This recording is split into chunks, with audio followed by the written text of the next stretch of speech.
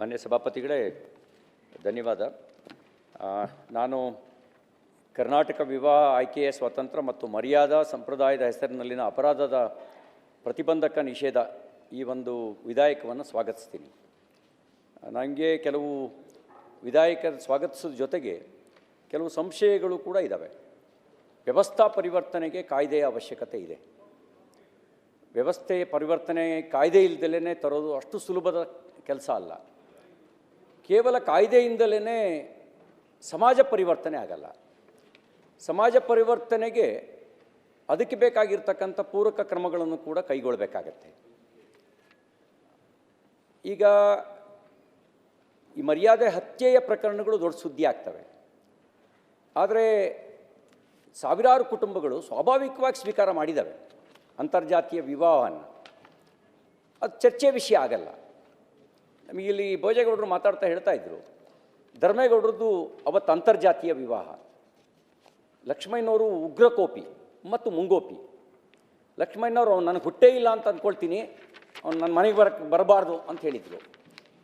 ಆದರೆ ಒಂದು ವಾರದ ನಂತರ ಹಿರಿಯರು ಕೆಲವರೆಲ್ಲ ಹೋಗಿ ಮಾತಾಡಿದ ನಂತರ ಅವರೇ ಅದ್ಧೂರಿಯಾಗಿ ಇಡೀ ಅರ್ಧಕ್ಕೂ ಅರ್ಧ ಕ್ಯಾಬಿನೆಟ್ಟು ಶಾಸಕರನ್ನು ಕರ್ಕೊಂಡೋಗಿ ಆರ್ತಕ್ಷತೆಯನ್ನು ವೈಭವದಲ್ಲಿ ಆಯೋಜನೆ ಮಾಡಿದ್ರು ಅಂತ ಅವ್ರು ಹೇಳಿದರು.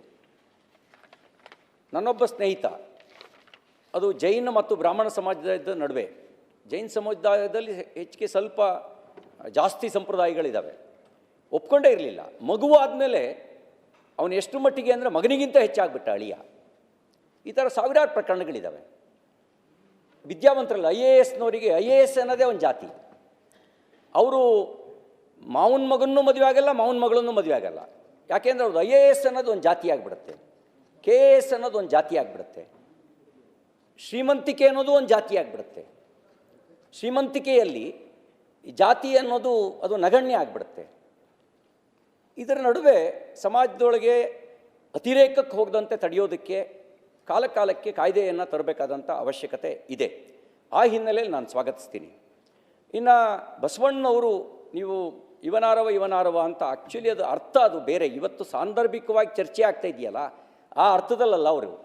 ಅವ್ರಿಗೂ ಕೂಡಲ ಸಂಗಮ ದೇವನನ್ನು ಕುರಿತು ಅವರ ಕೂಡಲ ಸಂಗಮ ದೇವನಿಗೆ ಕೇಳ್ಕೊಳ್ಳೋದು, ಇವನಾರವನೆಂದೆಣಿಸದಿರಯ್ಯ, ಇವನಮ್ಮವನೆಂದೆಣಿಸಯ್ಯ, ಮನೆ ಮಗನೆಂದೆಣಿಸಯ್ಯ ಅಂತ ಕೂಡಲ ಸಂಗಮ ದೇವನಿಗೆ ಕೇಳ್ಕೊಳ್ಳೋದು.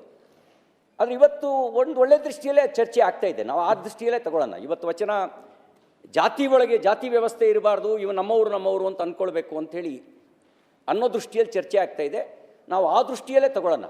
ಅವತ್ತು ಅವರು ಒಂದು ಅನುಸಂಧಾನ ಏರ್ಪಡಿಸ್ಕೊಂಡಿದ್ದು ಯಾರ ಹತ್ರ, ಕೂಡಲ ಸಂಗಮ ದೇವರಿಗೆ ಬಸವಣ್ಣನವರು ಒಂದು ಅನುಸಂಧಾನ, ನಾನು ನಿನ್ನ ಮನೆ ಮಗ ಅಂತ ಭಾವಿಸುವಂಥ ಅವ್ರ ಜೊತೆಗೆ ಅನುಸಂಧಾನ ಇಟ್ಕೊಂಡಿದ್ದು.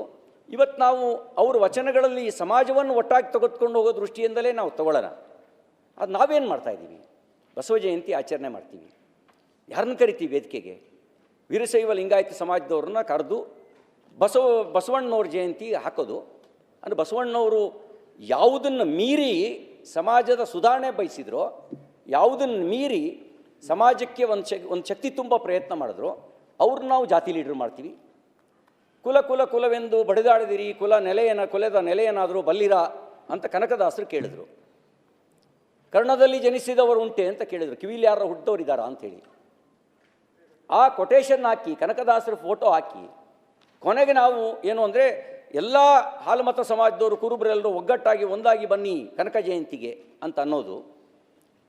ಅಂದರೆ ಯಾರು ಸಮಾಜ ಸುಧಾರಣೆಗೆ ಹೊರಟರು ಅವ್ರನ್ನ ಜಾತಿ ಐಕಾನ್ಗಳನ್ನಾಗಿ ಪರಿವರ್ತನೆ ಮಾಡೋದು, ಅವ್ರನ್ನೇ ಬಳಸ್ಕೊಂಡು ಜಾತಿಯ ಲಕ್ಷ್ಮಣ ರೇಖೆಯನ್ನು ಎಳೆದು ಬಿಡೋದು. ಅವರು ಲಕ್ಷ್ಮಣ ರೇಖೆಯ ಗಡಿ ದಾಟ್ತೋರು, ಅವ್ರನ್ನ ನಾವು ಲಕ್ಷ್ಮಣ ರೇಖೆಯನ್ನು ಎಳೆದು ಬಿಡೋದು. ಇರುವುದೊಂದೇ ಭೂಮಿ, ಕುಡಿಯುವುದೊಂದೇ ನೀರು, ಸುರುವಜ್ಞೆಯೊಂದೇ ಇರುತ್ತಿರಲು ನಡುವೆ ಭೇದ ಎತ್ತಣದು ಸರ್ವಜ್ಞ ಅಂತ ಸರ್ವಜ್ಞ ಹೇಳಿದ್ರು. ಸರ್ವಜ್ಞರಲ್ಲೂ ಜಾತಿ ಹುಡ್ಕೋದು, ಅವ್ರು ಇಂಥ ಜಾತಿಗೆ ಸೇರಿದವರು ಸರ್ವಜ್ಞ. ಅಂದರೆ ಎಲ್ಲಿಗೆ ತಗೊಂಡು ಹೋಗ್ತಾ ಇದ್ದೀವಿ ನೋಡಿ. ಬಸವಣ್ಣವ್ರದ್ದೇ ಒಂದು ವಚನ ಇದೆ, ಬೇವಿನ ಬೀಜವ ಬಿತ್ತಿ ಬೆಲ್ಲದ ಕಟ್ಟೆಯ ಕಟ್ಟಿ ಆಕಳ ಹಾಲ ನೆರೆದು ಜೇನುತುಪ್ಪವ ಹುಯ್ದಡೆ ಸಿಹಿಯಾಗಬಲ್ಲದೆ ಕಹಿ ಯಹುದಲ್ಲದೆ. ಅಂದರೆ ಬೇವಿನ ಬೀಜ ಬಿತ್ತೋದು, ಅದಕ್ಕೊಂದು ಬೆಲ್ಲದ ಕಟ್ಟೆ ಕಟ್ಟೋದು, ಆಮೇಲೆ ಅದಕ್ಕೊಂದು ಆಕಳ ಹಾಲು ಎರಿಯೋದು, ಜೇನುತುಪ್ಪನೂ ಹುಯ್ಯೋದು, ಅದು ಬೇವಿನ ಮರ ಬೀಜ ಬಿತ್ತಿದ್ದು ಬೇವಿನ ಫಲ ಕೊಡುತ್ತೋ ಮಾವಿನ ಫಲ ಕೊಡುತ್ತೋ? ಈ ಕಾಯ್ದೆ ಸದುದ್ದೇಶದ್ದು ಆಗಬೇಕು ಅಂತಾದರೆ ನಾವು ಬೇವಿನ ಬೀಜ ಬಿತ್ತಬೇಕು. ಜಾತಿ ಅನ್ನೋ ವಿಷಬೀಜವನ್ನು ಎಲ್ಲೆಲ್ಲಿ ಬಿತ್ತಿದ್ದೀವಿ ಹೇಳಿ? ಹುಟ್ಟಬೇಕಾದ್ರೆ ಜಾತಿ ಸರ್ಟಿಫಿಕೇಟು, ಯಾಕೆ ಡೇಟ್ ಆಫ್ ಬರ್ತ್ ಸಾಕಾಗಲ್ವಾ? ಅದಕ್ಕೆ ಯಾಕೆ ಜಾತಿ? ನಿಜವಾಗ್ಲೂ ಸಮಾಜದಲ್ಲಿ ಈಗ ನೀವು ಹೇಳಿದ್ರಿ ಸ್ವಜಾತಿ ವಿವಾಹ ಪದ್ಧತಿಯು ಜಾತಿ ಪದ್ಧತಿಯನ್ನು ಉಳಿಸುವ ಒಂದು ರಚನಾತ್ಮಕ ವ್ಯವಸ್ಥೆಯಾಗಿ ರೂಪುಗೊಂಡಿದ್ದು ಅಂತರ್ಜಾತಿ ವಿವಾಹಗಳು ಅದರ ಕಠಿಣ ಮತ್ತು ದಮನಕಾರಿ ಚೌಕಟ್ಟನ್ನು ಭೇದಿಸಲು ಹಾಗೂ ಸಂವಿಧಾನದ ಭ್ರಾತೃತ್ವ ತತ್ವದೆಡೆಗೆ ಮುಂದುವರಿಯಲು ಅಗತ್ಯ ಸಾಧನಗಳಾಗಿ ಪರಿಗಣಿಸಿರುವುದರಿಂದ ಒಳ್ಳೆಯ ಆಶಯನೇ, ಸಂವಿಧಾನದ ಆಶಯವನ್ನೇ ಎತ್ಕೊಂಡಿದ್ದೀರಿ. KPSC ಸದಸ್ಯರನ್ನು ಮಾಡಬೇಕಾದ್ರೆ ಇವನು ಯಾವ ಜಾತಿಯನ್ನು ಅಂತ ಹುಡುಕ್ತೀವಿ, ಟ್ರಾನ್ಸ್ಫರ್ ಮಾಡಬೇಕಾದ್ರೆ ಇವನು ಯಾವ ನಮ್ಮವನ ನಮ್ಮ ಜಾತಿಯವನ ಅಂತ ಹುಡುಕ್ತೀವಿ, ಟಿಕೆಟ್ ಕೊಡಬೇಕಾದ್ರೆ MLA ಟಿಕೆಟ್ ಕೊಡಬೇಕಾದ್ರೆ ಇವ್ ನಮ್ಮ ಜಾತಿಯನ ಅಂತ ನೋಡ್ತೀವಿ, ಯಾವ ಜಾತಿ ಅಂತ ಕೇಳ್ತೀವಿ. ಅಂದರೆ ಎಲ್ಲದಕ್ಕೂ PA ತಗೊಳ್ಬೇಕಾದ್ರೂ ಜಾತಿನ ಹುಡುಕ್ತೀವಿ. ಜಾತಿನ ಹುಡುಕಿ ನಾವು ಈ ಕಾಯ್ದೆ ತಂದರೆ ಮದ್ಯಪಾನ ಸಂಯಮ ಮಂಡಳಿ ಪರಿಸ್ಥಿತಿ ಏನಾಗುತ್ತೋ ಇದು ಅದೇ ಪರಿಸ್ಥಿತಿ ಆಗುತ್ತೆ, ಇದು ಅದೇ ಪರಿಸ್ಥಿತಿ ಆಗುತ್ತೆ. ಅದಕ್ಕೆ ವ್ಯವಸ್ಥಾ ಪರಿವರ್ತನೆ ಜೊತೆಗೆ ಸಮಾಜ ಪರಿವರ್ತನೆ ಆಗಬೇಕು. ಹೇಳಿದ್ರು ನಮ್ಮ ಚಲವಾದಿ ನಾರಾಯಣ ಸ್ವಾಮಿ ಅವರು, ಶಿವಕುಮಾರ್ ಅವರು ತಮ್ಮ ನೋವಿನ ತಮ್ಮ ಜೀವನದ ಅನುಭವದ ಇದನ್ನು ಇಟ್ಟಿಟ್ಕೊಂಡ್ರು. ಯಾಕೆಂದರೆ ಅವರು ಅನುಭವಿಸ್ತವರು. ಆ ಅನುಭವಿಸಿದವರಿಗಿರೋ ಸಂಕಟ ನಾವು ಕೇಳಿದವರಿಗೆ ನೋಡಿದವರಿಗೆ ಇರೋಕ್ಕೆ ಸಾಧ್ಯ ಇಲ್ಲ. ಅವರು ಅನುಭವಿಸ್ತವರು, ಅವರಿಗೆ ಅದರ ಬಿಸಿ ತಟ್ಟಿದೆ. ಅದಕ್ಕೆ ಒಬ್ಬ ಕವಿ ಹೇಳ್ತಾನೆ, ಹುಟ್ಟಿನಿಂದಲೇ ಜಾತಿ ಹಣೆಪಟ್ಟಿ ಹಚ್ಚುತ್ತಾ ಮುಟ್ಟದೆ ಅಟ್ಟುವುದು ಸರಿಯೇ, ಅಂತರಿಕ್ಷಕ್ಕೆ ಅಡಿಯಿಟ್ಟ ನರನಿಂದು ಅಂತರವ ತೋರುವುದು ತರವೇ, ಪ್ರಾಣಿ ಪಕ್ಷಿಗಳಿಲಿತು ಐಕ್ಯಮತ್ಯದ ಭಾವ ಸಣ್ಣಿರುವೆ ತೆರೆಸೀತ ಕಣ್ಣ, ಅಣು ಅಣುವ ಸೃಷ್ಟಿ ಮಾಡಿರಲು ಮಹಾದೇವ ಮತ್ತೇಕೆ ಅಸ್ಪೃಶ್ಯ ವರ್ಣ ಅಂತ ಕೇಳ್ತಾನೆ. ಅಂದರೆ ಇವತ್ತು ಚಂದ್ರಲೋಕಕ್ಕೆ ಕಾಲಿಟ್ಟಿದ್ದೀವಿ. ಚಂದ್ರಲೋಕಕ್ಕೆ ಕಾಲಿಟ್ಟರೂ ಕೂಡ ಇವನು ನಮ್ಮ ಜಾತಿಯವನು ಇವನು ಬೇರೆ ಜಾತಿಯವನು ಅನ್ನೋದು ಬಿಟ್ಟಿಲ್ಲ. ಇದು ಸಂವಿಧಾನದ ಆಶಯನ ಯಾರು ಮಾಡೋದಿದು? ತಿಳುವಳಿಕಸ್ತರು ಮಾಡಿದ್ರೆ ಅವರಿಗೆ ಕಾನೂನಿನ ತಿಳುವಳಿಕೆ ಇಲ್ಲ. ನಾವ್ಯಾರು ಮಾಡೋದು? ನಾವು ಲೆಜಿಸ್ಲೇಟರ್ಸ್, ಶಾಸನ ಮಾಡೋರು ಮಾಡೋದು. ಆ ಶಾಸನ ಮಾಡೋರು ಈ ಕೆಲಸ ಮಾಡಿದ್ರೆ ಬೇವಿನ ಬೀಜ ಬಿತ್ತಿ ಬೆಲ್ಲದ ಕಟ್ಟೆ ಕಟ್ಟಂಗೆ ಆಗುತ್ತೆ. ಮೊದಲು ನಾವಿದನ್ನು ಬಿಡಬೇಕಲ್ಲ. ಆದರೂ ಇಷ್ಟಾದ್ಮೇಲೂ ಯಾಕೆ ಸ್ವಾಗತ ಮಾಡಿದೆ ಅಂತ ಹೇಳಿದ್ರೆ, ಅಸ್ಪೃಶ್ಯತೆ ನಿವಾರಣಾ ಕಾಯ್ದೆ ಬರದೇ ಇದ್ದರೆ, ಈ ಅಸ್ಪೃಶ್ಯತೆ ಅನ್ನೋದು ಇವತ್ತು ಅಲ್ಲೊಂದು ಇಲ್ಲೊಂದು ಕೇಳಿ ಬರ್ತಾ ಇದೆಯಲ್ಲ, ಅದು ವ್ಯಾಪಕವಾಗಿತ್ತು. ಆ ವ್ಯಾಪಕವಾಗಿದ್ದು ದೂರ ಆಯಿತು. ಯಾಕೆ ಅಂದರೆ ಆ ಕಾಯ್ದೆಯ ಮೂಲಕ ದೂರ ಆಯಿತು, ಕಾನೂನಿನ ಭಯದ ಮೂಲಕ ದೂರ ಆಯಿತು. ಆ ಕಾನೂನಿನ ಭಯದ ಮೂಲಕ ದೂರ ಆಯಿತು, ಅದು ವ್ಯವಸ್ಥಾ ಪರಿವರ್ತನೆ ಕಾರಣ ಆಯಿತು. ಹಾಗಾಗಿಯೇ ಇವತ್ತು ಮುಜರಾಯಿ ದೇವಸ್ಥಾನಗಳಲ್ಲಿ ನೀನು ಬರಬೇಡ ಅಂತ ಹೇಳುವ ಧೈರ್ಯ ಯಾರಿಗೂ ಇಲ್ಲ. ಬುಡಕಟ್ಟು ದೇವಸ್ಥಾನಗಳಲ್ಲಿದೆ, ಬುಡಕಟ್ಟು ದೇವಸ್ಥಾನಗಳಲ್ಲಿದೆ. ಬಾವಿ ನೀರು ಸೇದ ಈ ಬಾವಿಲಿ ನೀರು ಸೇದಬೇಡ ಅಂತ ಅನ್ನುವಂಥ ಪರಿಸ್ಥಿತಿ ಇವತ್ತಿಲ್ಲ ಕಾಯ್ದೆಯ ಕಾರಣಕ್ಕೆ. ಈ ಕೆರೆಗೆ ಮುಟ್ಟಬೇಡ ಅಂತ ಹೇಳುವಂಥ ಪರಿಸ್ಥಿತಿ ಇಲ್ಲ, ಯಾಕೇನು ಕಾಯ್ದೆ ಕಾರಣಕ್ಕೆ. ಆದರೆ ಇದೊಂದರಿಂದಲೇ ಮನ ಮತ್ತು ಮನೆಯಲ್ಲಿ ಪರಿವರ್ತನೆ ಆಗುತ್ತಾ? ಮನ ಮತ್ತು ಮನೆಯಲ್ಲಿ ಪರಿವರ್ತನೆ ಆಗೋದಕ್ಕೆ ಇದ್ರ ಜೊತೆಗೆ ಸಂಸ್ಕಾರನೂ ಕೊಡಬೇಕು, ಮೇಲ್ಪಂಕ್ತಿಯೂ ಆಗಬೇಕು. ನಮ್ಮ ಸಮಾಜ ವ್ಯವಸ್ಥೆ ಒಂದು ಕಾಲದಲ್ಲಿ ನೀತಿ ಪ್ರಧಾನವಾಗಿತ್ತು, ನೀತಿಗೆ ಮರ್ಯಾದೆ ಇತ್ತು. ಆ ನೀತಿ ಜಾಗದಲ್ಲಿ ಕುನೀತಿ ಸೇರ್ಕೊಳ್ತು, ಜಾತಿ ಸೇರ್ಕೊಳ್ತು. ಆ ನೀತಿ ಜಾಗದಲ್ಲಿ ಈಗ ಜಾತ್ಯತೀತ ಅಂತ ಘೋಷಣೆ ಮಾಡಿದ ಮೇಲೆ ಹೆಚ್ಚು ಜಾತಿವಾದಿಗಳದು. ವ್ಯವಹಾರದಲ್ಲಿ ಜಾತಿ ಇಟ್ಕೊಂಡು ವಿಚಾರದಲ್ಲಿ ನಾವು ಜಾತ್ಯತೀತರಾದರೆ ವ್ಯವಹಾರ ಪ್ರಭಾವ ಬೀರುತ್ತೋ, ವಿಚಾರ ಪ್ರಭಾವ ಬೀರುತ್ತೋ? ನಾವು ವಿಚಾರದಲ್ಲೂ ಜಾತ್ಯತೀತರಾಗಬೇಕು, ವ್ಯವಹಾರದಲ್ಲೂ ಜಾತ್ಯತೀತರಾಗಬೇಕು. ಆದರೆ ನಾವೇನು ಮಾಡ್ತೀವಿ? ವ್ಯವಹಾರದಲ್ಲಿ ಜಾತಿ ಹುಡ್ಕೋದು, ವಿಚಾರ ಮಾತ್ರ ನಮ್ಮದು ಜಾತ್ಯತೀತ. ಹಾಗಿದ್ರೆ ಇದು ಬೇವಿನ ಬೀಜ ಬಿತ್ತಿ ಬೆಲ್ಲದ ಕಟ್ಟೆ ಕಟ್ಟಂಗೆ ಆಗಲ್ವಾ? ಆ ನಿಟ್ಟಿನಲ್ಲಿ ನಾವು ಯೋಚನೆ ಮಾಡಬೇಕಾದ ಅವಶ್ಯಕತೆ ಇದೆ ಅಂಥೇಳಿ ನನಗೆ ಅನಿಸುತ್ತೆ. ಈ ದೃಷ್ಟಿಯಲ್ಲಿ ನಾವು ಆಲೋಚಿಸಬೇಕಾದಂಥ ಅವಶ್ಯಕತೆ ಇದೆ. ನಮ್ಮ ದೇಶದಲ್ಲಿ ಆರಂಭದಲ್ಲಿದ್ದು ಚಾತುರ್ವರ್ಣ. ಚಾತುರ್ವರ್ಣ ಮಯಾ ಸೃಷ್ಟಿ ಗುಣಕರ್ಮ ವಿಭಾಗಶಃ ಅಂತಾನೆ, ನಾಟ್ ಬೈ ಬರ್ತ್. ಇದು ಶ್ರೀಕೃಷ್ಣ ಚಾತುರ್ವರ್ಣ ಪದ್ಧತಿ ಬಗ್ಗೆ ಹೇಳಬೇಕಾದ್ರೆ ಹೇಳ್ತಾನೆ, ಚಾತುರ್ವರ್ಣ ನನ್ನ ಸೃಷ್ಟಿ. ಯಾವುದ್ರ ಮೇಲೆ? Based on that qualities. ಮಯಾ ಸೃಷ್ಟಿ, ನನ್ನ ಸೃಷ್ಟಿ. ಅಂದರೆ ನನ್ನ ಸೃಷ್ಟಿ ಗುಣಕರ್ಮ ವಿಭಾಗಶಃ, ಗುಣಕರ್ಮಗಳ ಆಧಾರದಲ್ಲಿ ಇದನ್ನು ನಾನು ಸೃಷ್ಟಿ ಮಾಡಿದ್ದೀನಿ ಅಂತ ಹೇಳ್ತಾನೆ.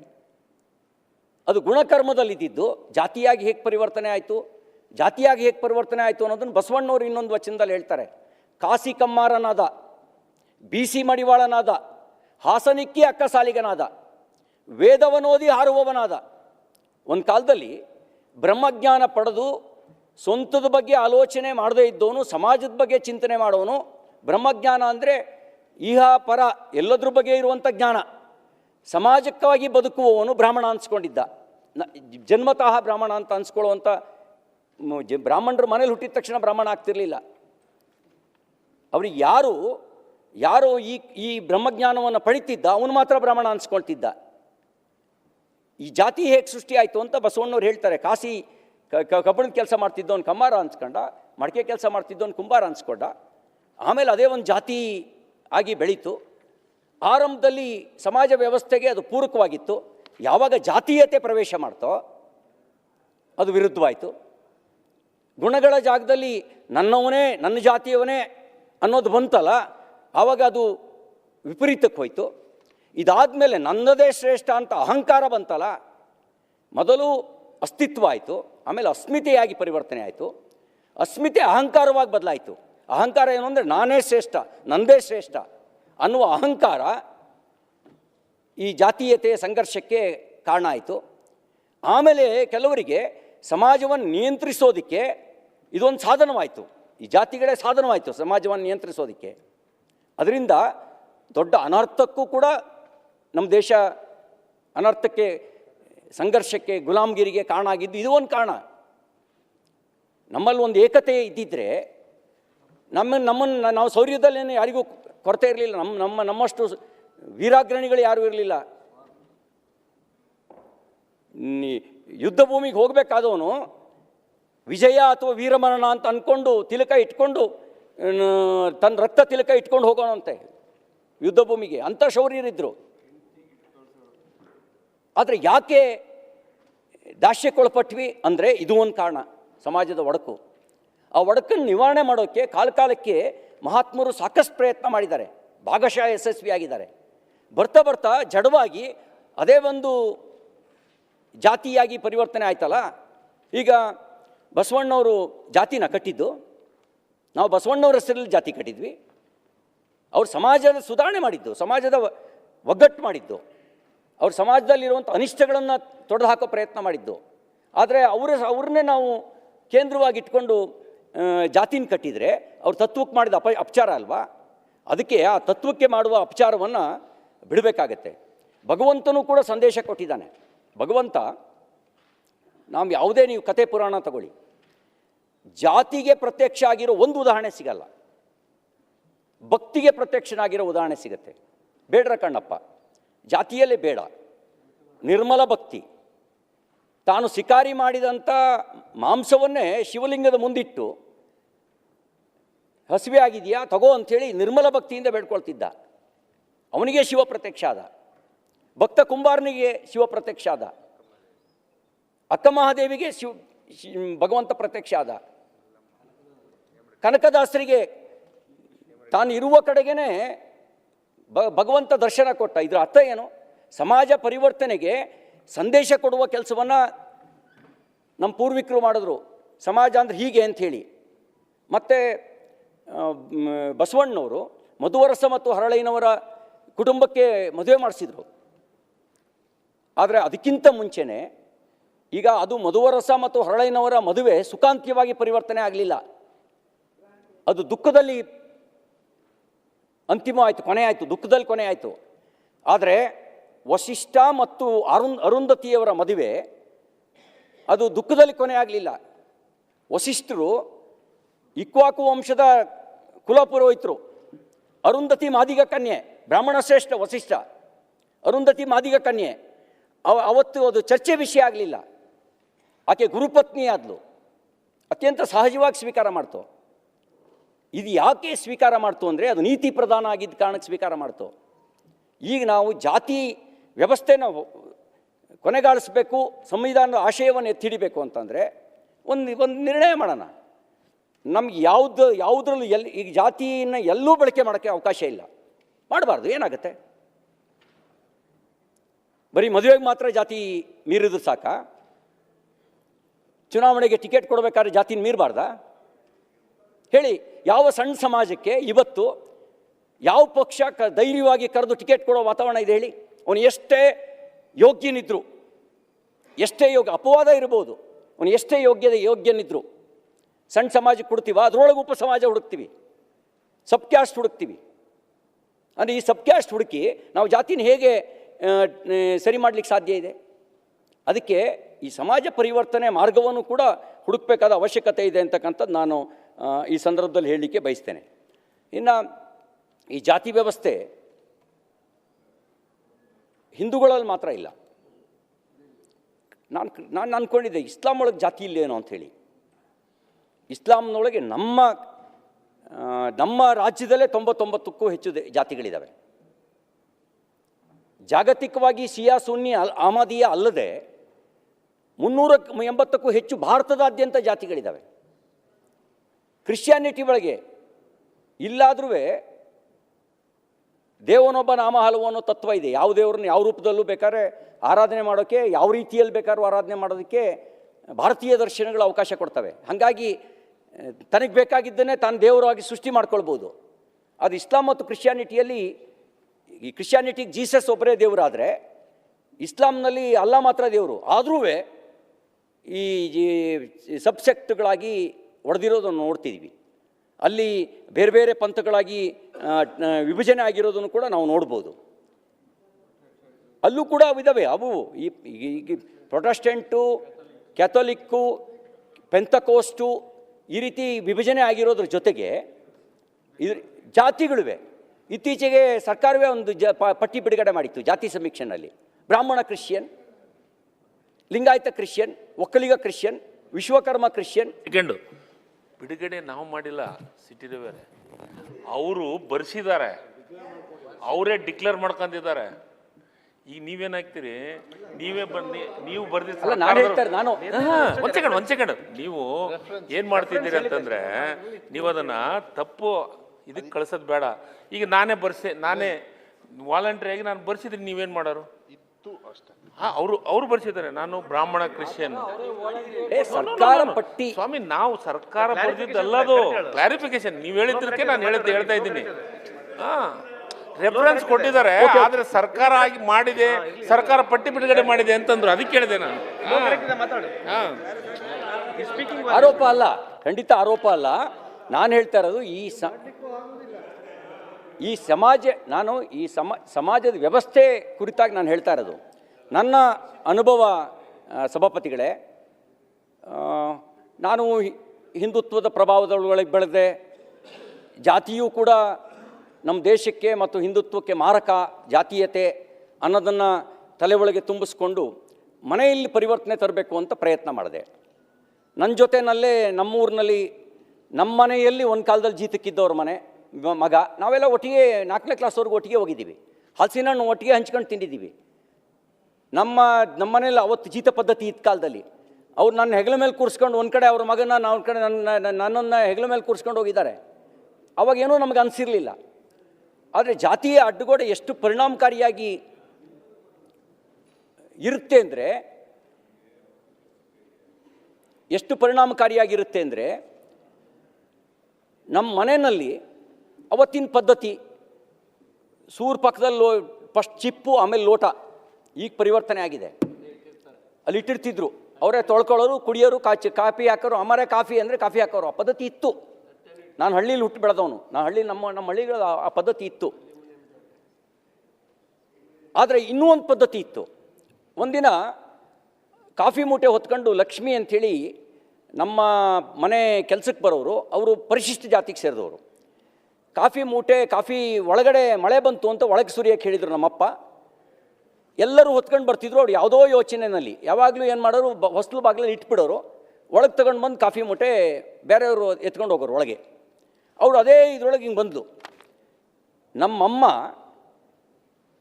ಅರಿವಿಲ್ಲದೆ ಪರಿಶಿಷ್ಟ ಜಾತಿಯವರು ಒಳಗೆ ಬಂದರೆ ಅದು ದೇವ್ರ ಮನೆಗೆ ಬಂದಂಗೆ ಅಂತ ಭಾವಿಸಿ ಅವ್ರಿಗೆ ಉಡಿ ತುಂಬಿ ಕುಂಕುಮ ಇಟ್ಟು ಪೂಜೆ ಮಾಡಿ ಕಳಿಸಿದ್ದು ನಾವು ನೋಡಿದ್ದೆ. ನಾನು ಇದೇನಿದು, ಹೊರಗೆ ಬರಬೇಡ ಅಂತ ಒಳಗೆ ಬರಬೇಡ ಅಂತ ಹೇಳ್ತಾರೆ, ಚಿಪ್ಪಿಡ್ತಾರೆ, ಬೇರೆ ಲೋಟ ಇಡ್ತಾರೆ. ಆದರೆ ಈ ಪದ್ಧತಿಯೂ ಇದೆಯಲ್ಲ, ನನಗೆ ಅವಾಗ ಅನ್ನಿಸ್ತು ಎಲ್ಲೋ ಈ ಪದ್ಧತಿ ಇದ್ದಿದ್ದು ಕಾಲಕ್ರಮೇಣಗಳಲ್ಲಿ ವ್ಯತ್ಯಾಸನೂ ಆಗಿರ್ಬೋದು ಅಂಥೇಳಿ ಅನ್ನಿಸ್ತು. ಅರಿವಿದ್ದು ಬಂದರೆ ಜಗಳ, ನಾನು ಹೇಳ್ತಾ ಇದ್ದೀನಲ್ಲ ಜಗಳ. ನಾನೇನು ಯೋಚನೆ ಮಾಡಿದೆ, ಸಾಮಾನ್ಯ ನಮಗೆ ಆಳ್ಗೆ ಹೇಳೋಕ್ಕೆ ಅಂತೇಳಿ ಕಳ್ಸೋರು, ಬೇಸಾಯಕ್ಕೂ ಹೇಳೋಕ್ಕೆ ಕಳ್ಸೋರು. ಆವಾಗ ಅಲ್ಲಿ ಯಾರ ಮನೇಲಿ ಎತ್ತು ಪತ್ತು ಎಲ್ಲ ಕಟ್ಟಿರ್ತಾರೆ, ಅಲ್ಲಿ ಕಾಲೋನಿಗಳಲ್ಲಿ ತಾಂಡೆಗಳಲ್ಲಿ ನಾವು ಹೇಳಕ್ಕೆ ಹೋಗ್ತಿದ್ದು. ನಾವು ಅಲ್ಲಿ ಕಾಲೋನಿ ಒಳಗೆ ಹೋದಾಗ ಅವ್ರು ನಮ್ಮನ್ನು ಗೌಡ್ರೆ ಸೂರ್ಕೆ ಒಳಗೆ ಬರಕ್ಕೆ ಬಿಡ್ತಾ ಇರಲಿಲ್ಲ, ಬರಬಾರ್ದು ಅಂತ. ನಾವು ಸೂರೊಳಗೆ ಹೋಗಬಾರ್ದು ಅಂತ, ಒಳಗೆ ಹೋಗಬಾರ್ದು ಅಂತ ಆ ಪದ್ಧತಿನೂ ಇದೆ. ಇತ್ತು. ಬರೀ ಇದು ಅಂತಲೇ ಅಲ್ಲ, ನಾವೀಗ ಸವರ್ಣೀಯ ಅವೆಲ್ಲ ನಾನು ಪದ್ಧತಿಲಿ ನಂಬಿಕೆ ಇಟ್ಟಿಲ್ಲ. ನಾವೇನಾದ್ರು ಒಳಗೆ ಹೋದರೆ ಹೊರಗೆ ಬರೋಂಗಿಲ್ಲ ನಾವು ದೇವಕ್ಕಂಗೆ ಅಂಥೇಳಿ ಆ ಪದ್ಧತಿನೂ ಇದೆ. ಆಮೇಲೆ ಆವಾಗ ಸಭಾಪತಿಗಳೇ ಏನು ಮಾಡಬೇಕು, ನಮ್ಮ ಮನೇಲಿ ಪರಿವರ್ತನೆ ತರಬೇಕಲ್ಲ. ನಮ್ಮ ಅಮ್ಮನಿಗೆ ಏನೋ ಒಂದು ಸರಿ ಹೇಳಿದೆ ನಾನು, ನಿಂದೆಲ್ಲ ಹೊರಗಿಟ್ಕ, ಅದೆಲ್ಲ ಒಳಗೆ ತರಬೇಡ ಅಂತ ಹೇಳ್ತೇನೆ ನಮ್ಮಮ್ಮ. ಏನು ಮಾಡೋದು, ನಮ್ಮ ಅಮ್ಮನ ಏನಾರು ಬದಲಾಯಿಸ್ಬೇಕಲ್ಲ. ಏನು ಮಾಡಿದೆ, ಮೊದಲನೇ ಸರಿ ಶಬರಿಮಲೆ ಮಾಲೆ ಹಾಕಿ ಯೋಚನೆ ಮಾಡಿ ಪಟ್ಟಿ ಯಾರ್ಯಾರು ಮಾಲೆ ಹಾಕಿದ್ದಾರೆ ಅಂತ ಪಟ್ಟಿ ಮಾಡಿದೆ. ನಾನು ಮಾಲೆ ಹಾಕಿದ್ದೆ, ಎಲ್ಲ ಪಟ್ಟಿ ಮಾಡಿ ನಮ್ಮೂರಲ್ಲಿ ಎಲ್ಲ ಜಾತಿಯವ್ರನ್ನೂ ಕರೆದೆ, ಅದರಲ್ಲಿ SC ST ಸೇರಿದಂತೆ. ಒಂದು ಮೊದಲನೇ ಸರಿ ಮಾಲೆ ಹಾಕಿದ್ದು ನಮ್ಮ ಮನೆಯಲ್ಲೇ ಮೊದಲನೇ ಸರಿ ಹಾಕಿದ್ದು.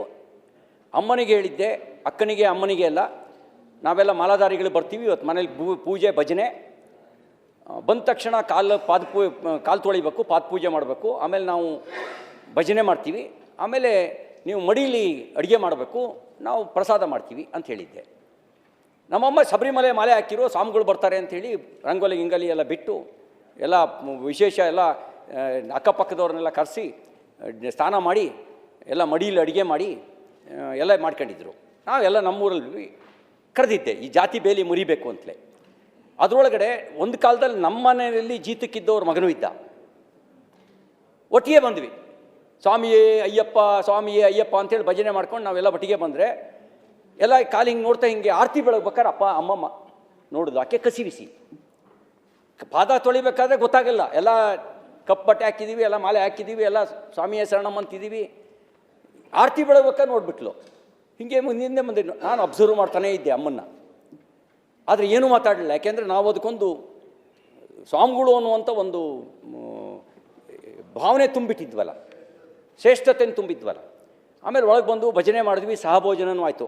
ಮೊದಲು ಬೇಲಿ ಮುರಿದಿದ್ದು ಈ ಮಾರ್ಗದಲ್ಲಿ ಭಕ್ತಿ ಚಳವಳಿಗಳು ಈ ಸಾಮಾಜಿಕ ಅನಿಷ್ಟದ ಬೇಲಿಯನ್ನು ಮುರಿದಿದ್ದಾವೆ. ಭಕ್ತಿ ಚಳವಳಿಗಳು ದುರ್ಬಲ ಆದಾಗ ಸಾಮಾಜಿಕ ಅನಿಷ್ಟ ಮತ್ತಲೇ ಎತ್ತಿದೆ. ಈಗ ನಿಮಗೆ ವಾರ್ಕರಿ ಸಂಪ್ರದಾಯ ಇದೆ, ಪಂಡ್ರಾಪುರಕ್ಕೆ ಲಕ್ಷಾಂತರ ಜನ ಹೋಗ್ತಾರೆ, ಯಾವ ಜಾತಿನೂ ಇಲ್ಲ. ಆದರೆ ಆ ವಾರ್ಕರಿ ಸಂಪ್ರದಾಯಕ್ಕೆ ಹೋಗಿ ಬಂದಮೇಲೆ ಮತ್ತೆ ಜಾತಿಭೂತ ಅಂಟ್ಕೊಳ್ಬಿಡುತ್ತೆ. ಈ ವಿಕ್ರಮಾದಿತ್ಯ ಮತ್ತು ಬೇತಾಳನ ಕತೆ ಥರ, ಅದು ಆ ವಿಕ್ರಮಾದಿತ್ಯ ಬೇತಾಳನ ಕತೆ ಥರ ಅದು ವಾಪಸ್ ಅಂಟ್ಕೊಂಡ್ಬಿಡುತ್ತೆ. ಶಬರಿಮಲೆಗೆ ಹೋಗ್ಬೇಕಾದ್ರೆ ಜಾತಿ ಇರಲ್ಲ, ವಾಪಸ್ ಬಂದಮೇಲೆ ಅದು ಜಾತಿ ಮತ್ತು ವಾಪಸ್ ಕೂತ್ಕೊಂಡ್ಬಿಡುತ್ತೆ. ಅದಕ್ಕೆ ಒಂದು ಒಂದು ಕಾನೂನಿನ ಭೀತಿಯನ್ನು ನಿರ್ಮಾಣ ಮಾಡಬೇಕಾದ ಅವಶ್ಯಕತೆ ಇದೆ. ಹಾಗಾಗಿ ಇದನ್ನು ತರಬೇಕು, ಜೊತೆಗೆ ಪರಿವರ್ತನೆಯೂ ತರಬೇಕು. ಈಗ ಮಾತಾಡ್ತಾ ಹೇಳ್ತಿದ್ರು, ಈಗ ವಿವಿಧ ಸ್ವಾಮಿಗಳು ಇದ್ದಾರಲ್ಲ, ಎಷ್ಟು ಜನ ಅಲ್ಲೊಬ್ಬರು ಇಲ್ಲೊಬ್ಬರು, ಕೆಲವು ವಿಶೇಷ ಪಂಥಗಳು, ಆ ಪಂಥಗಳು ಕೂಡ ಜಾತಿ ಆಗಿಬಿಟ್ಟಿದ್ದಾವೆ. ಅವು ಪಂಥಗಳವು, ಅಲ್ಲಿ ಜಾತಿ ಇಲ್ಲ. ಅಲ್ಲಿ ಅವು ಕೂಡ ಜಾತಿ. ಯಾಕೆ ಅಂತಂದರೆ ಆ ಜಾತಿ ಬಿಟ್ಬಿಟ್ರೆ ಆ ಮಠಕ್ಕೆ ಭಕ್ತರೇ ಇಲ್ದಂಗೆ ಬರ್ತಾರೆ. ಆ ಜಾತಿ ಇರೋದ್ರಿಂದ ಆ ಮಠಗಳು ಉಳ್ಕೊಂಡಿದ್ದಾವೆ, ಭಕ್ತರು ಬರ್ತಾರೆ. ಆ ಜಾತಿ ಬಿಟ್ಟರೆ ಅವರು ಇಲ್ಲ. ಹಾಗಾಗಿ ಅವ್ರು ಏನು ಮಾಡ್ತಾರೆ, ಜಾತಿಯನ್ನು ಸಂರಕ್ಷಣೆ ಮಾಡ್ತಾರೆ. ಆ ಜಾತಿಗೆ ಒಂದು ಜಗದ್ಗುರುಗಳಾಗ್ಬಿಟ್ಟಿದ್ದಾರೆ. ಎಲ್ಲ ಜಗದ್ಗುರುಗಳು, ಜಗತ್ತಿರೋದು ಒಂದೇ, ಜಗದ್ಗುರುಗಳು ಸಾವಿರಾರು ಜನ. ಯಾಕೆಂದ್ರೆ ಅವ್ರ ಜಗತ್ತು ಬೇರೆ. ಯಾವ್ದು ಜಗತ್ತು ಅಂದರೆ ಜಾತಿ ಜಗತ್ತು. ಅವ್ರದ್ದು ಜಗತ್ತು ಅದು ಜಾತಿ ಜಗತ್ತದು, ಆ ಜಾತಿ ಜಗತ್ತು. ಹಂಗಾಗಿ ಯಾರು ಸಮಾಜ ಪರಿವರ್ತನೆ ತರಬೇಕಾಗಿತ್ತು, ಯಾರು ಭಕ್ತಿ ಚಳವಳಿಗಳನ್ನು ಹುಟ್ಟಾಕಬೇಕಾಗಿತ್ತೋ ಅವರು ಜಾತಿ ಚಳವಳಿಗಳ ನೇತೃತ್ವ ವಹಿಸಿದ್ದಾರೆ. ದುರ್ದೈವ ಇದು. ಮತ್ತು ಅವರು ಯಾರ ಹೆಸರು ಇಡ್ತಾರೆ, ಬಸವಣ್ಣವ್ರ ಫೋಟೋ ಇಡ್ತಾರೆ, ಕನಕದಾಸರ ಫೋಟೋ ಹಾಕೊಳ್ತಾರೆ, ಅಂಬೇಡ್ಕರ್ ಅವ್ರದ್ದು ಹಾಕ್ತಾರೆ, ಬುದ್ಧ ಬಸವ ವೇದಿಕೆ ಅಂತ ಹೆಸರಿಟ್ಟಿರ್ತಾರೆ. ಮತ್ತು ಜಾತಿಯನ್ನು ಪೋಷಣೆ ಮಾಡ್ತಾರೆ. ಹೆಂಗೆ ಸಮಾಜ ಪರಿವರ್ತನೆ ಆಗುತ್ತೆ? ಅದಕ್ಕಾಗಿ ನಾವು ಕಾನೂನಿನ ಜೊತೆಗೆ ಸಮಾಜದಲ್ಲಿರುವಂಥ ನಾವು ಅಂತಃಸತ್ವ ಇದೆಯಲ್ಲ, ಅಂತಃಸತ್ವ ಯಾವುದು ಅಂತ ಹೇಳಿದ್ರೆ ಅದು ಭಕ್ತಿ ಚಳವಳಿ. ಆ ಭಕ್ತಿ ಚಳವಳಿಗಳನ್ನು ಮತ್ತೆ ಹುಟ್ಟಾಕಬೇಕು. ನೋಡಿ, ಭಾರತೀಯ ಕಲ್ಪನೆಗಳಲ್ಲಿ ಜಾತಿ ಮೇಲೆ ಸ್ವರ್ಗ ಇಲ್ಲ. ಇದೆಯಾ ಜಾತಿ ಮೇಲೆ ಸ್ವರ್ಗ? ನೀವೇನು ಬೇಕಾದ್ರೂ ಹೇಳಿ, ಇಲ್ಲಿ ಎಷ್ಟೇ ಜಾತೀಯತೆ ಮಾಡಿ, ನಾನು ಇಂಥ ಜಾತಿಯಲ್ಲಿ ಹುಟ್ಟಿದ್ದೀನಿ ಅನ್ನೋ ಕಾರಣಕ್ಕೆ ಸ್ವರ್ಗಕ್ಕೆ ಹೋಗ್ಬೋದಾ? ಅಥವಾ ಇಂಥ ಅಧಿಕಾರ ಪದದಲ್ಲಿ ಇದ್ದೀನಿ ಅನ್ನೋ ಕಾರಣಕ್ಕೆ ಸ್ವರ್ಗಕ್ಕೆ ಹೋಗ್ಬೋದಾ? ಅಥವಾ ಇಷ್ಟು ಹಣ ಇದೆ ಅನ್ನೋ ಕಾರಣಕ್ಕೆ ನಾವು ಸ್ವರ್ಗಕ್ಕೆ ಹೋಗ್ಬೋದಾ? ಈ ಯಾವುದೂ ನಮ್ಮ ಕೆಲಸ ಮಾಡಲ್ಲ. ನಾವು ಪುಣ್ಯ ಗಳಿಸಿದ್ರೆ ಮಾತ್ರ. ಪುಣ್ಯ ಯಾವುದ್ರಲ್ಲಿ ಬರುತ್ತೆ ಅಂತಂದರೆ ಪರೋಪಕಾರದಿಂದ ಬರುತ್ತೆ. ಅಲ್ಲ, ನಾನು ಹೇಳೋದು ಭಾರತೀಯ ಕಲ್ಪನೆಗಳಲ್ಲಿ ಅಂತ ಹೇಳಿದೆ. ನಾನು ಹೇಳೋದು ಸಮಾಜ ವ್ಯವಸ್ಥೆಯನ್ನು ಸರಿದಾರಿಗೆ ತರೋದಕ್ಕೆ ನಮ್ಮ ಹಿರಿಯರು ಒಂದು ವ್ಯವಸ್ಥೆ ಹಾಕ್ಕೊಟ್ರು. ಆ ವ್ಯವಸ್ಥೆ ಒಳಗೆ ಸ್ವರ್ಗ ನರಕ ಅನ್ನೋದು ಒಂದು ವ್ಯವಸ್ಥೆ, ಕರ್ಮ ಸಿದ್ಧಾಂತ ಅನ್ನೋದು ಒಂದು ವ್ಯವಸ್ಥೆ. ಮಾನ್ಯ ಸಿ ಟಿ ಬಹಳ ಉತ್ತಮವಾಗಿ ಮಾತಾಡ್ತಾ ಇದ್ದಾರೆ. ಜಾತಿ ಮುಕ್ತ ಭಾರತವನ್ನು ಕಟ್ಟಬೇಕಂತ ಮಾತಾಡ್ತಾ ಇದ್ದಾರೆ. ಇದ್ರ ಬಗ್ಗೆ ಒಂದು ಅರ್ಧ ಗಂಟೆ ಚರ್ಚೆ ಕೊಟ್ಟರೆ ನಾವೆಲ್ಲರೂ ಮಾತಾಡೋಣ ಜಾತಿ ಮುಕ್ತ ಭಾರತ ಮಾತಾಡೋದ ಬಗ್ಗೆ. ಈಗ ವಿಚಾರ ಬಂದಿರತಕ್ಕ ಅಂತರ್ಜಾತೀಯ ವಿವಾಹಗಳ ಬಗ್ಗೆ, ಅದಕ್ಕೆ ಇನ್ನೇನು ಪರಿವರ್ತನೆ ತರ್ಬೋದು, ಯಾವ ರೀತಿ ನಾವು ಇಂಟರ್ ಕಾಸ್ಟ್ ಮ್ಯಾರೇಜ್ಗಳನ್ನು ಎನ್ಕರೇಜ್ ಮಾಡ್ಬೋದು, ಇದು ಸರಿನೋ ತಪ್ಪು ಅಂತ ಹೇಳಿದ್ರೆ ಸರಿ ಆಗ್ತದೆ.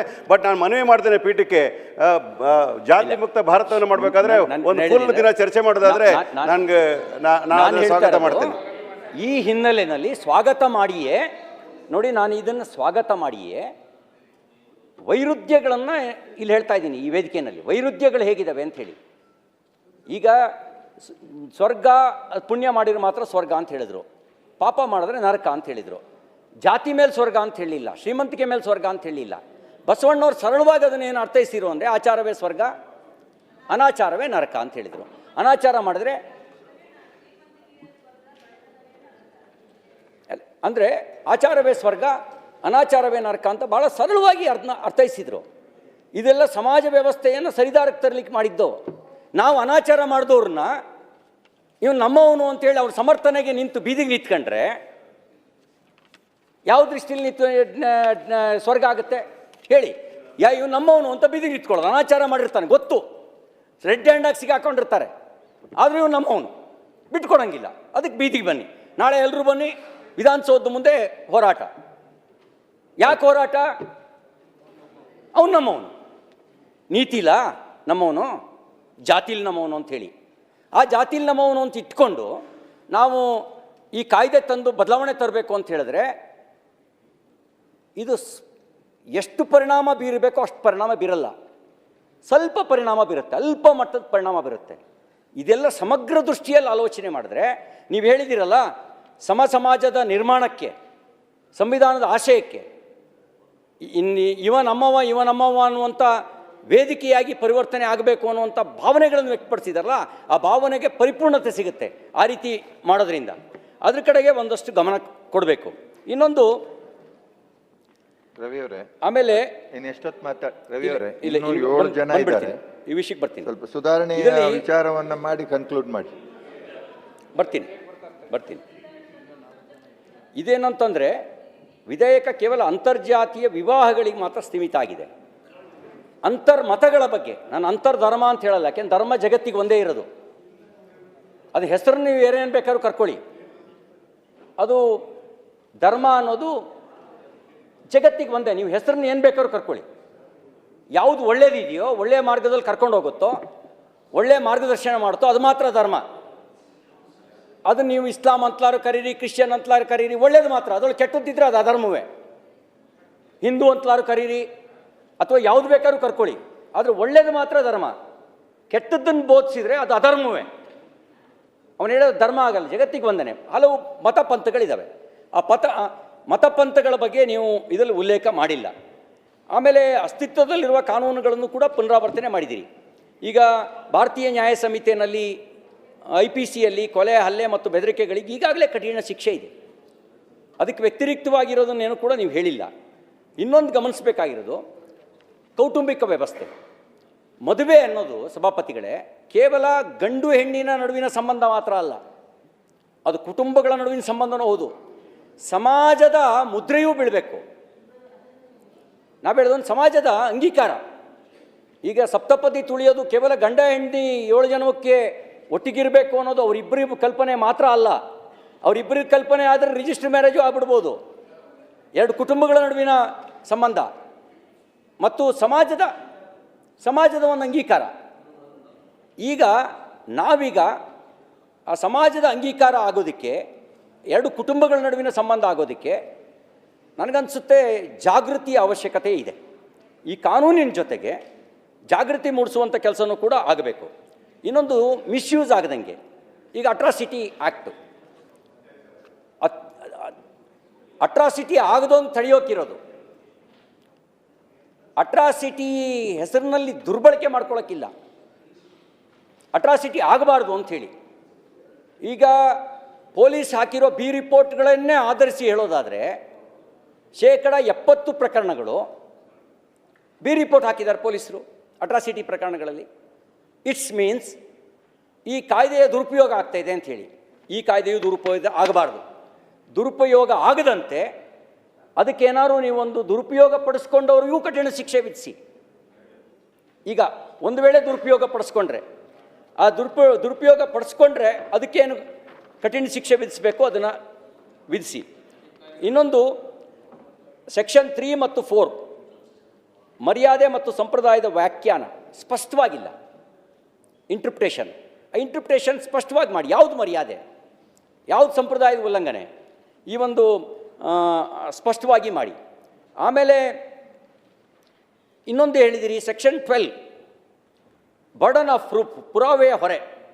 ಅಪರಾಧ ಸಾಬೀತಾಗೋವರೆಗೂ ಸಾಮಾನ್ಯವಾಗಿ ನಮ್ಮ ದೇಶದಲ್ಲಿ ಏನು ಹೇಳುತ್ತೆ, ಅಪರಾಧ ಸಾಬೀತಾಗೋವರೆಗೂ ಅವನು ನಿರಪರಾಧಿ, ಸಾಬೀತಾದ್ಮೇಲೆ ಮಾತ್ರ ಅವನು ಅಪರಾಧಿ.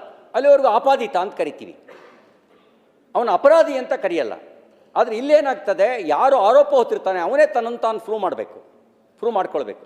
ನಿಮ್ಮ ಸೆಕ್ಷನ್ 12ನಲ್ಲಿ ಇದು ಸ್ವಲ್ಪ ನೈಸರ್ಗಿಕ ನ್ಯಾಯಕ್ಕೆ ತದ್ವಿರುದ್ಧವಾಗಿದೆ. ಇದ್ರ ಬಗ್ಗೆ ನೀವು ಮರು ವ್ಯಾಖ್ಯಾನ ಮಾಡಬೇಕಾದ ಅವಶ್ಯಕತೆ ಇದೆ. ಯಾಕೆಂತಂದರೆ ದುರುಪಯೋಗ ಹೆಚ್ಚಾಗ್ತಾ ಹೋದಾಗ ಆಗ ಇದು ದೊಡ್ಡ ಸಮಸ್ಯೆಯಾಗಿ ಎದ್ಬಿಡ್ಬೋದು. ಇದ್ರ ಕಡೆಗೆ ಗಮನ ಕೊಡಿ. ಆಮೇಲೆ ಸೆಕ್ಷನ್ನು 15 ವಿಶೇಷ ರಕ್ಷಣಾ ಕೇಂದ್ರಗಳು ಮತ್ತು ಜಿಲ್ಲಾ ಸಮಿತಿಗಳು. ಇದರಲ್ಲಿ ಅಧಿಕಾರಶಾಹಿಯ ಹಸ್ತಕ್ಷೇಪದಲ್ಲಿ ನೈಜ ಆಶಯ ಸೊರಗಿ ಹೋಗಬಾರ್ದು. ಭಾಳ ಜನ ಹೇಳಿದ್ದಾರೆ ಇದಕ್ಕೆ ಸಂಬಂಧಪಟ್ಟಂತೆ. ನೈಜ ಆಶಯ ಸೊರಗಿ ಹೋಗದಂತೆ ನೋಡ್ಕೊಳ್ಬೇಕಾದ ಅವಶ್ಯಕತೆ ಇದೆ. ಅದನ್ನು ನಾವು ಗಮನಿಸಬೇಕಾದ ಅವಶ್ಯಕತೆ ಇದೆ. ಇದಿಷ್ಟು ಪ್ರಮುಖವಾಗಿರುವಂಥ ಆಕ್ಷೇಪಣೆಗಳು. ಇದ್ರ ಬಗ್ಗೆ ಸ್ವಲ್ಪ ನೀವು ಗಮನಿಸಬೇಕು ಅನ್ನುವಂಥದ್ದನ್ನು ಈ ಸಂದರ್ಭದಲ್ಲಿ ಹೇಳ್ತಾ, ನಿಮಗೆ ಕೇವಲ ಇನಾಮ್ ವೀರಾಪುರ ಈ ಥರದ್ದು 3-4 ಪ್ರಕರಣಗಳು ಮಾತ್ರ ಆಯಿತು, ಅಥವಾ ಏನಾದ್ರು ಸರ್ಕಾರದಲ್ಲಿ ಒಂದು ಸಮಗ್ರ ಅಧ್ಯಯನ ಇದೆಯಾ? ಮರ್ಯಾದೆ, ಹೆಸರೇ, ಹತ್ಯೆ ಈ ಥರ ವ್ಯಾಪಕ ಆಗಿರೋದು, ಇದರ ಸಮಗ್ರ ಅಧ್ಯಯನ ಏನಾರು ಇದೆಯೋ, ಅಥವಾ ಆ ಘಟನೆಗಳಿಗೆ ಕುರಿತಾಗಿ ಪೂರಕವಾಗಿ ತಗೊಬಂದಿದ್ದೀರೋ ಅನ್ನೋದನ್ನು ಒಂದು ಸ್ವಲ್ಪ ಉಲ್ಲೇಖ ಮಾಡಬೇಕು ಅಂತಕ್ಕಂಥ ಮಾತನ್ನು ಈ ಸಂದರ್ಭದಲ್ಲಿ ಹೇಳ್ತಾ, ಮತ್ತು ಆರಂಭಿಕದಲ್ಲಿ ಈ ಸರ್ಕಾರಿ ನೌಕರರಿದ್ದಾರೆ, ಅವ್ರದ್ದು ಜಾತಿ ಸಂಘಟನೆಗಳಿದ್ದಾವೆ, ಜನಪ್ರತಿನಿಧಿಗಳ ಜಾತಿ ಸಂಘಟನೆಗಳಿದ್ದಾವೆ,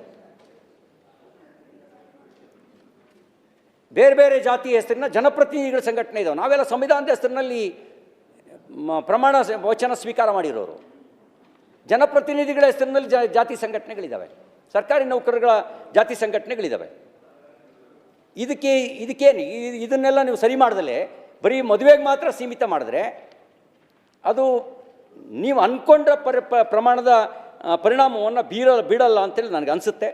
ಮತ್ತು ಮತ್ತೊಂದು ಕಡೆಯದಾಗಿ ಹೇಳೋದೇನು ಅಂದರೆ, ಧರ್ಮದ ನೈಜ್ಯತೆಯನ್ನು ಅರ್ಥ ಮಾಡಿಕೊಂಡ್ರೆ, ಈಶಾವಾಸ್ಯಂ ಇದಂ ಸರ್ವಂ, ಜಗತ್ತಲ್ಲಿರೋದೆಲ್ಲ ಭಗವಂತನ ಸ್ವರೂಪ ಅಂತ ಹೇಳ್ತೀವಿ. ತತ್ವಂ ಅಸಿ, ಅಲ್ಲಿರೋದೇ ಇಲ್ಲಿರೋದು, ಅಹಂ ಬ್ರಹ್ಮಾಸ್ಮಿ, ಇದೇನು ಹೇಳುತ್ತೆ? ನಾನೇ ದೇವರು ಅಂದರೆ ನಿನ್ನಲ್ಲಿರುವ ಜೀವಾತ್ಮ ಮತ್ತು ಪರಮಾತ್ಮ, ನಿನ್ನ ಪರಮಾತ್ಮ, ನಾನು ನಿನ್ನಿಂದ ಬಂದಿರೋ ಜೀವಾತ್ಮ. ಇದನ್ನೇ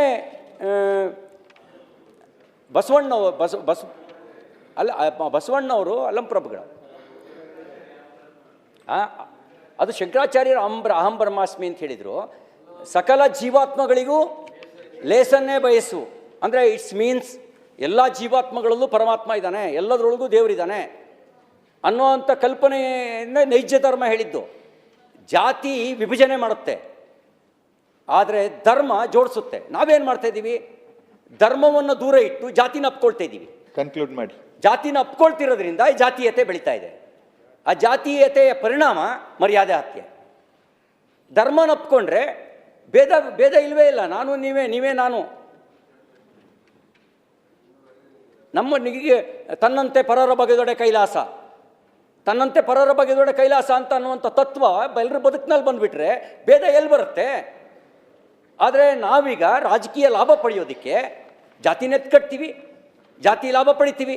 ಜಾತಿ ಲಾಭ ಪಡೆದು ಈ ರೀತಿ ಬಿಲ್ ತಂದರೆ ಬೇವಿನ ಬೀಜವ ಬಿತ್ತಿ, ಬೆಲ್ಲದ ಕಟ್ಟೆಯ ಕಟ್ಟಿ, ಆಕಳ ಹಾಲನ್ನೆರೆದು, ಜೇನುತುಪ್ಪ ಹೊಯ್ದಡೆ ಸಿಹಿ ಆಗಬಲ್ಲದೆ ಹಂಗಾಗತ್ತೆ. ಹಾಗಾಗಿ ನಿಜವಾಗಲೂ ನೀವು ಇದು ಒಳ್ಳೆಯ ಉದ್ದೇಶದಿಂದ ತಂದಿದ್ದೀರಿ ಅಂತ ನಾನು ಭಾವಿಸ್ತಾ, ಇದಕ್ಕೆ ಪೂರಕವಾಗಿರುವಂಥ ಇವೆಲ್ಲವನ್ನೂ ಅಳವಡಿಸ್ಕೊಂಡ್ರೆ ಮಾತ್ರ ಪರಿಣಾಮಕಾರಿಯಾಗತ್ತೆ. ಇಲ್ಲದೇ ಇದ್ದರೆ ಇದು ಕೇವಲ ವ್ಯವಸ್ಥೆಯೊಳಗೆ ಒಂದು ಕಾಯ್ದೆಯಾಗಿ ಉಳ್ಕೊಳ್ಳುತ್ತೆ. ಸಮಾಜ ಪರಿವರ್ತನೆಯನ್ನು ಮಾಡಲಿಕ್ಕೆ ಸಾಧ್ಯ ಇಲ್ಲ. ಸಮಾಜ ಪರಿವರ್ತನೆ ಆಗಬೇಕು ಅಂದರೆ ಇಲ್ಲಿಂದ ಯೋಚನೆ ಮಾಡಿ, ಕ್ಯಾಬಿನೆಟ್ ಸಚಿವರಿಂದ ಶುರು ಮಾಡಿ.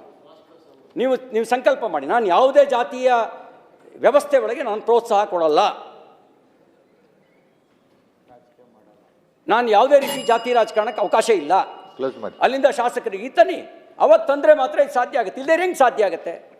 ನಾವು ಈ ಜಾತಿ ಬೇಲಿ ಕಟ್ಟಿ ಆಮೇಲೆ ಇದನ್ನು ಮದುವೆಗೆ ಮಾತ್ರ ನೀನು ಜಾತ್ಯತೀತನಾಗು ಅಂದರೆ ಆಗಲ್ಲ. ಹಾಗಾಗಿ ಈ ಆಧಾರದಲ್ಲಿ ಯೋಚನೆ ಮಾಡಬೇಕಾದ ಅವಶ್ಯಕತೆ ಇದೆ. ಅಧ್ಯಕ್ಷರೇ, ನಮಸ್ಕಾರ. ಓಕೆ.